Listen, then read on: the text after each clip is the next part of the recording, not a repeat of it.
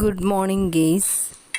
ഇന്ന് രാവിലെ ഇല്ലാത്തൊരു ദിവസമായിരുന്നു. ഹസ്ബൻഡിന് വർക്കില്ല, കാരണം ചോറ് കൊണ്ടുപോകണ്ടല്ലോ.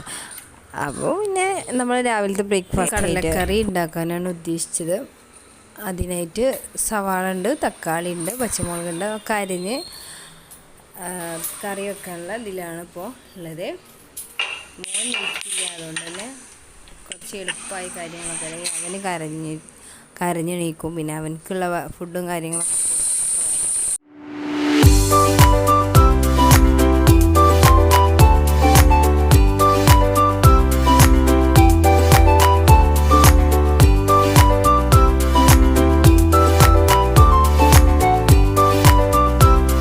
അങ്ങനെ ഫസ്റ്റ് വ്ളോഗ് ആയതുകൊണ്ട് കുറച്ച് മിസ്റ്റേക്കൊക്കെ ഉണ്ടാവും. എല്ലാവരും ക്ഷമിക്കണം, സപ്പോർട്ട് ചെയ്യണം, ഇതൊക്കെ തന്നെ പറയാനുള്ളൂ കേട്ടോ.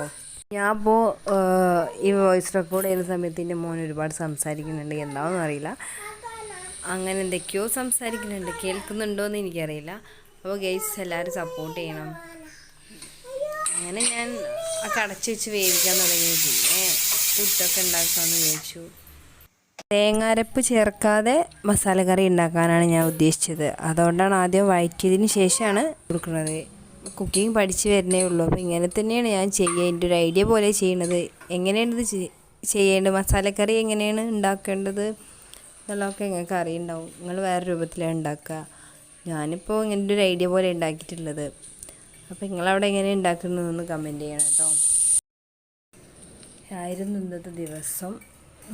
അപ്പോൾ ഒരു രാവിലത്തെ റൊട്ടീൻ മാത്രമാണ് കേട്ടോ. ഇത് ഇന്ന് തിരക്കില്ലാത്തതുകൊണ്ടാണ് ഞാൻ വീഡിയോ എടുത്തത് തന്നെ. തിരക്കുള്ള ദിവസമാകുമ്പോൾ ചോറും കറിയും എല്ലതും ഉണ്ടാക്കണം. അപ്പോൾ ആ ഒരു തിരക്കിലൊന്നും എടുക്കാൻ പറ്റില്ല. പിന്നെ എത്ര തന്നെ ആയാലും രാവിലെ ഒരു തിരക്ക് എല്ലാവർക്കും ഉണ്ടാവും. പിന്നെ ചോറും കറിയും കൂടെ ആകുമ്പോൾ കൂടുതൽ തിരക്കായിരിക്കും. അപ്പോൾ അങ്ങനെയാണ് സംഭവം. എല്ലാവരും സപ്പോർട്ട് ചെയ്യണം. എൻ്റെ ഫസ്റ്റ് വ്ളോഗാണ്, അതുകൊണ്ട് ഒരുപാട് മിസ്റ്റേക്കൊക്കെ കാണും. അപ്പോൾ എല്ലാവരും മിസ്റ്റേക്കൊക്കെ ഉണ്ടെങ്കിൽ പറയുക, എനിക്ക് തിരുത്താൻ പറ്റുമോ, അപ്പോഴാ തിരുത്താൻ പറ്റുള്ളൂ.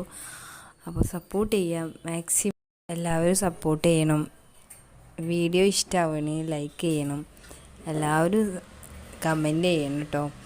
പിന്നെ അതുപോലെ ഇൻഷാ അല്ലാഹ് ഇനി അടുത്ത വീഡിയോ ആയിട്ട് വരുന്നത് വരേക്കും ഓക്കെ ബൈ.